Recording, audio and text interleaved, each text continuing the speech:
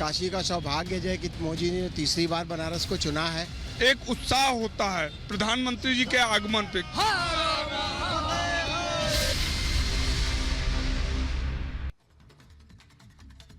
काशी मोदी में है क्या 400 पार तय? माफी चाहेंगे, बड़ा सवाल यहाँ पर खड़ा हो जाता है। प्रधानमंत्री नरेंद्र मोदी काशी विश्वनाथ के दौरे पर बीते दिन रहे, रिपोर्ट देखिए।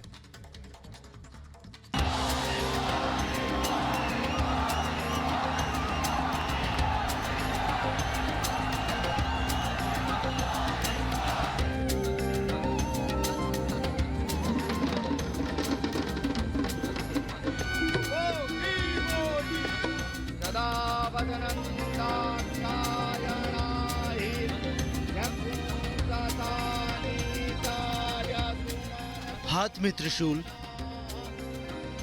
माथे पर त्रिपुंड, गले में फूलों की माला और चेहरे पर आत्मविश्वास। इस तस्वीर को देखकर कोई भी बता सकता है कि पीएम मोदी ने चुनावी शंखनाद कर दिया है।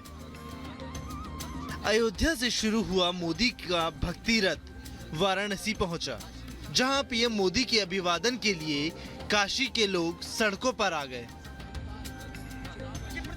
ये भीड़ वाराणसी के लोगों की नहीं बल्कि मोदी के परिवार की है। इस भीड़ ने पीएम मोदी के आत्मविश्वास को दोगुना कर दिया। हम सब मोदी जी के परिवारी जन हैं, हम उनके परिवार के सदस्य हैं। पूरा देश है और काशी को तो खुद ही अपना परिवारवाद पर कड़ा प्रहार करते हुए माननीय मोदी जी अब पूरी काशीवासी को, पूरे भारतवासी को अपना परिवार मानते हैं और हम सभी पूरे काशीवासी मोदी के परिवार है। पीएम मोदी को वाराणसी संसदीय क्षेत्र से तीसरी बार भारतीय जनता पार्टी का उम्मीदवार बनाया गया है। ऐसे में काशी के असली राजा यानी बाबा विश्वनाथ के दरबार में हाजिरी लगाना बेहद अहम हो जाता है।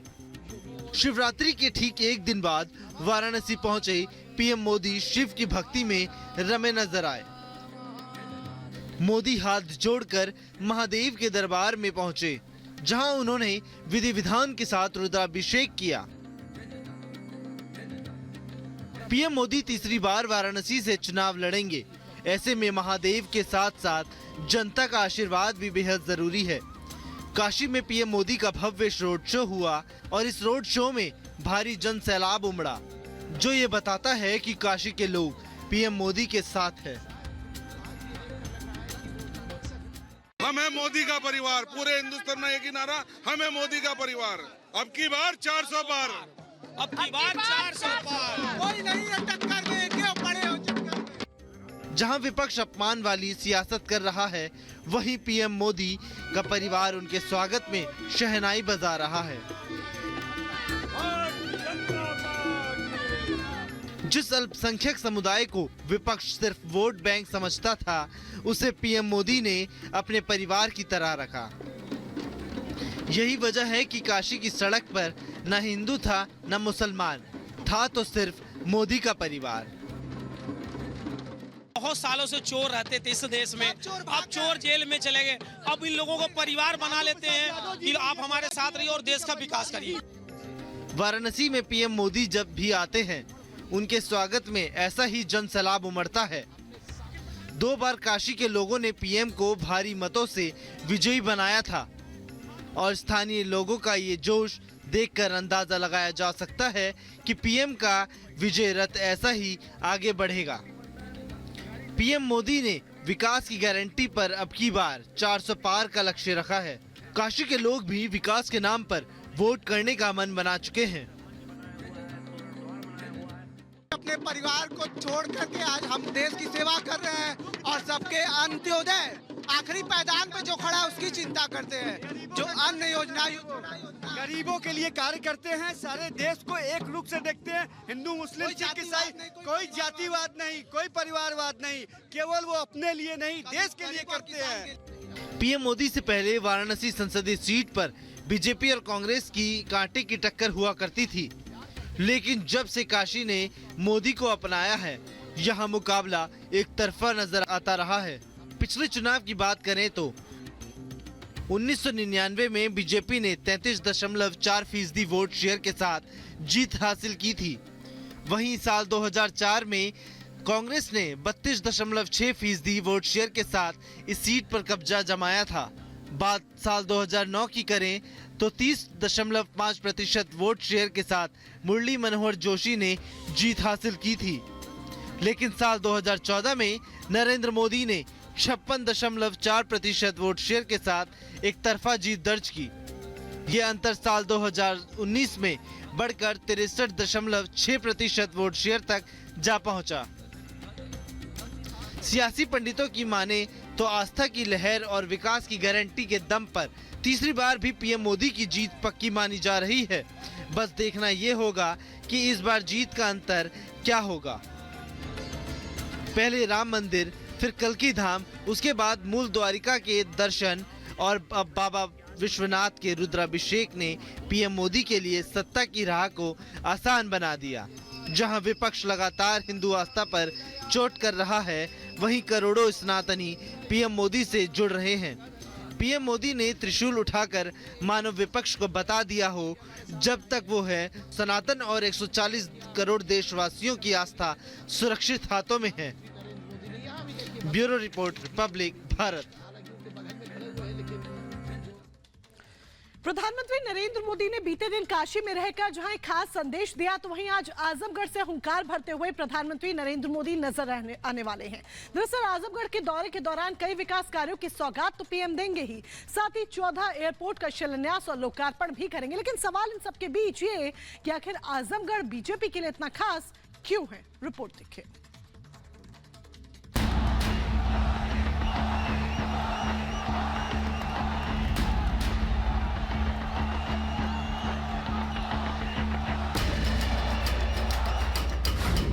तेज हुआ चुनावी रण, मोदी पहुंचेंगे आजमगढ़। पीएम का विकास वाला प्रण, मोदी भेदेंगे सपा की गढ़। विकास की देंगे सौगात, विपक्ष पर करेंगे आघात। विकास की गारंटी के लिए पीएम मोदी आज आजमगढ़ पहुंचेंगे। आजमगढ़ को सपा का सियासी गढ़ माना जाता है। यहाँ से कभी मुलायम सिंह यादव तो कभी अखिलेश यादव ने चुनाव लड़ा और जीता, लेकिन उपचुनाव में बीजेपी यहाँ जीत का झंडा गाड़ चुकी है। उसी जीत को बरकरार रखने के लिए और सपा की सियासी रणनीति को ध्वस्त करने के लिए पीएम आजमगढ़ में हुंकार भरेंगे। बीजेपी पूर्वांचल की उन सीटों पर खास फोकस कर रही है जिन्हें वो 2019 में हार गई थी। इन्हीं सीटों में से एक है आजमगढ़। आजमगढ़ को सपा के लिए मुफीद माना जाता है। मुस्लिम यादव फैक्टर के दम पर सपा यहां जीत हासिल करती है। 19 लाख वोटर वाले आजमगढ़ में करीब 3.5 लाख यादव और करीब 3 लाख से ज्यादा मुस्लिम वोटर हैं, जो किसी भी प्रत्याशी की जीत में निर्णायक भूमिका निभाते हैं। बीजेपी इसी फैक्टर की काट पर काम कर रही है। पार्टी ने जहां यादव वोटर्स को लुभाने के लिए भोजपुरी सुपरस्टार दिनेश लाल यादव को मैदान में उतारा है, वहीं आजमगढ़ में निर्णायक भूमिका निभाने वाले राजभर समाज के नेता ओपी राजभर को कैबिनेट में जगह दी। साथ ही करीब 3 लाख की आबादी वाले दलित वोटर पर भी बीजेपी का खास फोकस है। जातीय समीकरण को साधने के साथ ही पीएम मोदी आजमगढ़ को विकास की गारंटी देने पहुंच रहे हैं। आजमगढ़ एयरपोर्ट समेत देश के 14 एयरपोर्ट का शुभारंभ और शिलान्यास करेंगे। पीएम मोदी जहां आजमगढ़ में मौजूद रहेंगे, वहीं कई केंद्रीय मंत्री अलग अलग जगहों पर भी इस कार्यक्रम से वर्चुअली जुड़ेंगे। लखनऊ के अमौसी एयरपोर्ट पर रक्षा मंत्री राजनाथ सिंह मौजूद रहेंगे। इस दौरान पीएम मोदी 2 नए टर्मिनल का उद्घाटन करेंगे, जिसमें अमौसी एयरपोर्ट का नया टर्मिनल T3 भी शामिल होगा। रक्षा मंत्री राजनाथ सिंह के साथ नागरिक उड्डयन मंत्री ज्योतिरादित्य सिंधिया भी मौजूद रहेंगे। हवाई अड्डों के लिए भूमि का सीमांकन और टेंडर का काम पूरा हो चुका है। भूमि पूजन के बाद 1 से 1.5 साल में हवाई अड्डा बनकर तैयार हो जाएगा। चुनावी साल में प्रधानमंत्री नरेंद्र मोदी हवाई सेवा देकर आजमगढ़ को विकास पथ से जोड़ने का काम कर रहे हैं। आजमगढ़ की लोकसभा सीट पर भले ही अभी बीजेपी का कब्जा है, लेकिन विधानसभा की सभी 5 सीटों पर सपा का ही कब्जा है। ऐसे में पीएम मोदी ने खुद कमान संभाली है और आजमगढ़ की जनता का विश्वास विकास के जरिए जीतने की कोशिश करेंगे। फिलहाल बीजेपी सभी जातीय समीकरणों को साधने में जुटी है। अगर वो राजभर और दलित वोटर को लुभाने में पार्टी कामयाब रहती है, तो एक बार फिर से बीजेपी आजमगढ़ सीट पर कब्जा जमा सकती है। Bureau report, Republic Bharat.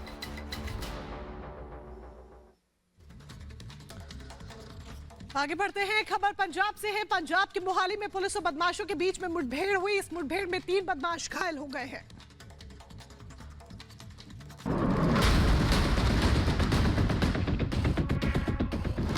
Mohali में एनकाउंटर, 3 बदमाश गिरफ्तार। बदमाशों के पैर में लगी गोली।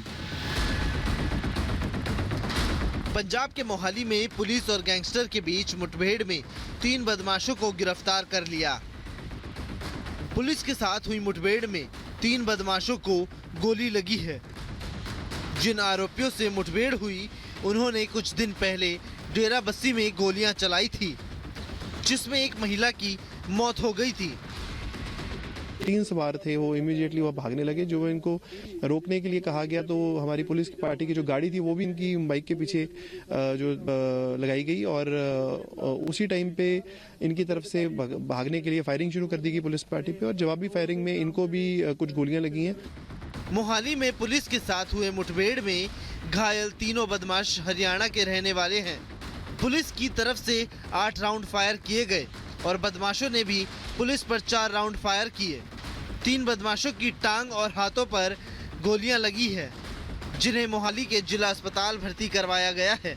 तीनों की हालत गंभीर बताई जा रही है। Bureau report, Republic Bharat.